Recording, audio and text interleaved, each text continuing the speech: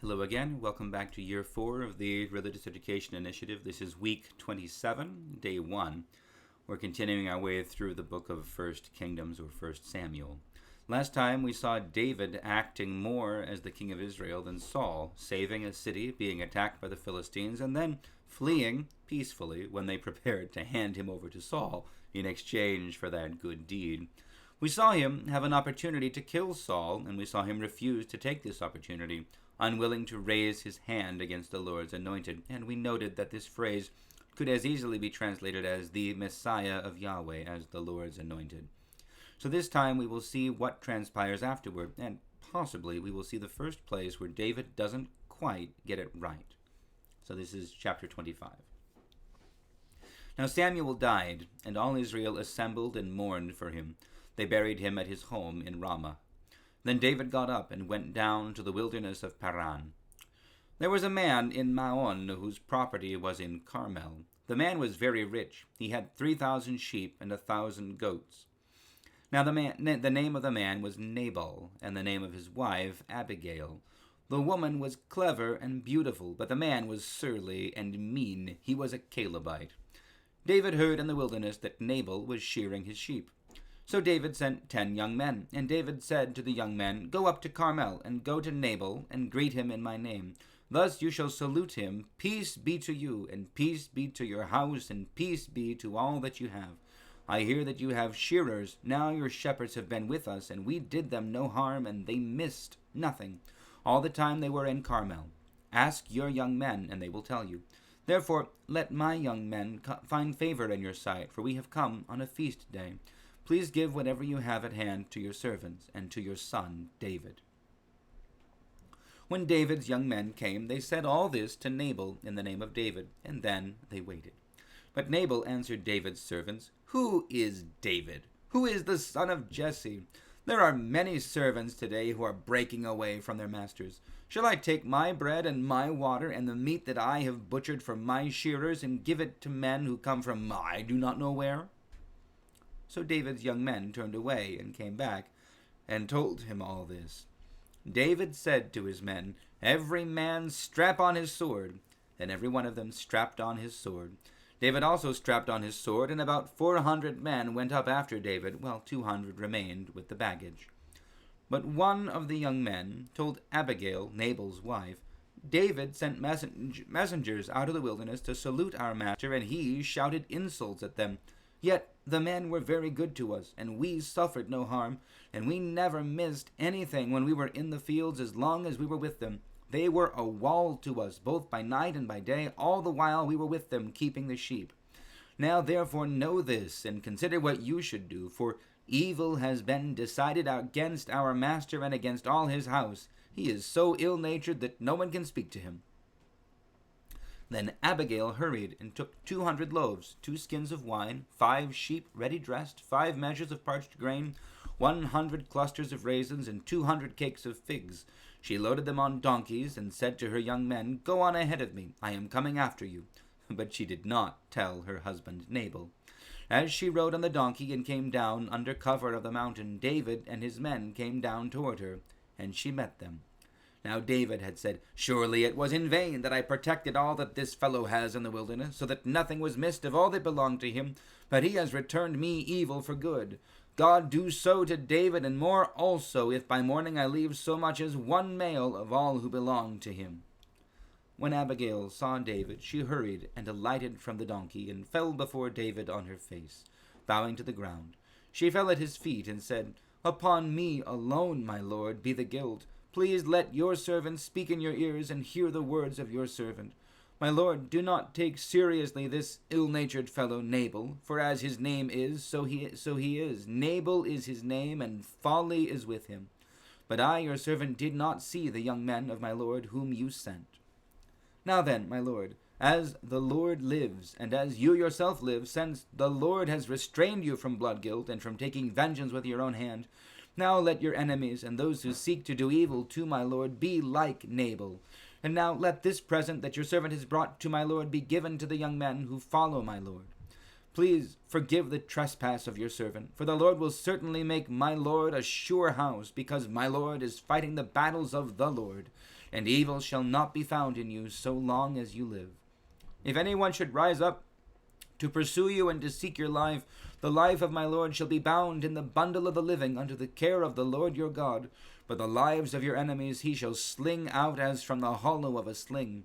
When the Lord has done to my Lord according to all the good that he has spoken concerning you, and has appointed you prince over Israel, my Lord shall have no cause of grief or pangs of conscience for having shed blood without cause, or for having saved himself. And when the Lord has dealt well with my Lord, then remember your servant. David said to Abigail, Blessed be the Lord, the God of Israel, who sent you to meet me today. Blessed be your good sense, and blessed be you, who have kept me today from blood guilt and from avenging myself by my own hand. For as surely as the Lord, the God of Israel, lives, who has restrained me from hurting you, unless you had hurried and come to meet me, truly by morning, there would not have been left to Nabal so much as one male. Then David received from her hand what she had brought him. He said to her, Go up to your house in peace. See, I have heeded your voice, and I have granted your petition. Abigail came to Nabal. He was holding a feast in his house, like the feast of a king. Nabal's heart was merry within him, for he was very drunk. So she told him nothing at all until the morning light. In the morning, when the wine had gone out of Nabal, his wife told him these things, and his heart died within him. He became like a stone. About 10 days later, the Lord struck Nabal, and he died. When David heard that Nabal was dead, he said, Blessed be the Lord who has judged the case of Nabal's insult to me, and has kept back his servant from evil. The Lord has returned the evil-doing of Nabal upon his own head. Then David sent and wooed Abigail to make her his wife. When David's servants came to Abigail at Carmel, they said to her, David has sent us to you to take you to him as his wife. She rose and bowed down with her face to the ground, and said, Your servant is a slave to wash the feet of the servants of my lord. Abigail got up hurriedly, and rode away on a donkey. Her 5 maids attended her. She went after the messengers of David, and became his wife. David also married Ahinoam of Jezreel. Both of them became his wives. Saul had given his daughter Michal, David's wife, to Palti, son of Laish, who was from Galim. Okay, so far we've seen David be very meek, very patient, bold when fighting the enemies of God, but we've really only seen him faithful in service to King Saul. We know that he is a bold and a valiant warrior because we've heard the song, Saul has slain his thousands and David his 10,000s, and we know he defeated the 200 Philistines and brought proof of that to Saul to marry Michal. But we're seeing a little bit more of David's personality. And, here we see David kind of functioning. He had been patient. He had defended the servants of this man Nabal. But he expected an appropriate recompense. He expected to be cared for, to receive the hospitality of the man. And when it's not given, Nabal is not the Lord's anointed. Nabal is not King Saul. Nabal is just some jerk of a guy. And David snaps. He loses his temper. He tells his men to saddle up, or rather to put on their swords, and off they go with the intent to slaughter all the males in Nabal's house. Now, to be fair, we've seen King Saul lose his temper, and he annihilated the priests at Nob, and the women, and the children, and the livestock. He laid waste to the whole thing. So David isn't going to be as violent as all that. He's just going to kill the men. Yay. But still, he's lost his temper. And everything that he says about this, he knows that what he was about to do is wrong. But Abigail comes, the wife of the foolish man, and she eases David's temper. She prophesies.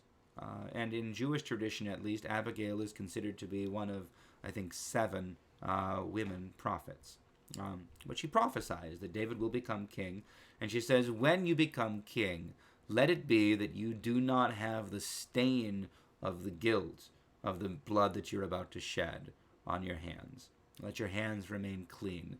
Let me, by this offering, this generosity, which my husband should have given you, let me prevent you from doing such evil. And David thanks her. He honors her, and he turns away from that violence. So far, so good. David has shown himself to be a normal human being. He has shown great patience and faithfulness with the king, but he still has a temper, so we might be relieved. Okay, David's just, he's human. That so far we've seen superhuman boldness and faith and patience from David. So now we're seeing, we can see ourselves in David. We can rejoice and marvel at the wisdom and the prudence and the boldness of Abigail, who really is the star of the show in this passage. And then we can rejoice that Nabal, this foolish, wicked man, receives judgment from God, not from David. So David's hands are clean, but Nabal really, he receives the consequence of his own excess and foolishness and cruelty. And then we see David take another wife. And what a pick. It would be hard to find a better wife for a future king than Abigail. But he was already married to King Saul's daughter, Michal, who had been loyal to David, who had helped him to escape. And then we find that David has taken another wife, this Ahinoam of Jezreel. And we don't get the text, the narrator, giving us a clear valuation of this. But this is wrong. And we know that it's wrong because in the book of Deuteronomy, I put this in the notes later on, in the book of Deuteronomy in chapter 17, God gives in the Torah guidance to future kings of Israel. He says, when you come to the land that the Lord your God is giving you, and you possess it and dwell in it, and then say, I will set a king over me, like all the nations that are around me, you may indeed set a king over you, whom the Lord your God will choose. Great. God has chosen David. He chose Saul first. Saul went astray. God has replaced, God has been faithful. He's provided a king, and David will step in when it's time. Wonderful. One from among your brothers you shall set as king over you. You may not put a foreigner over you who is not your brother. So far, so good. David is of impeccable birthright. I mean, he has a couple Gentile women in his ancestry, between Rahab and Ruth, but they became part of the household of Israel. So he is part of this beautiful family that is doing what Israel is supposed to do and bringing all the nations into the covenant. Great. Only he must not acquire many horses for himself, or cause the people to return to Egypt in order to acquire many horses, since the Lord has said to you, you shall never return that way again. That's great. David is still walking. He doesn't even have horses. He's walking everywhere that he goes. So far, David is wonderful. Only, and he shall not acquire many wives for himself. Oh, and here we go. Lest his heart turn away, nor shall he acquire for himself excessive silver and gold. If any of you know what happens to David down the line, this marrying of many women, this weakness, this temper that we see in David here, this becomes his downfall. But we have to remember too, David is the one who wrote the Psalms. Most of the most frequently used prayers of the church are David's prayers. Not because he was perfect, but because after he sinned greatly, David repented. So this is really important. We've seen David be faithful. We've seen David be a man after God's own heart. And now we see David, we see the other side of David. And now we can begin to understand. Why does David understand repentance? Why does he understand grief? Why does he understand exile? Why does he understand the troubles of our lives so well? And really this should help us to pray the Psalms with better understanding, with more intent, as we recognize that they come from, they're not just beautiful compositions. They are the genuine cries of a human heart, struggling to return to the Lord, struggling to trust in the Lord in times of true difficulty. So anyway, enough of that. We'll talk about that some more. But for now, God bless you all. We'll see you later for day 2.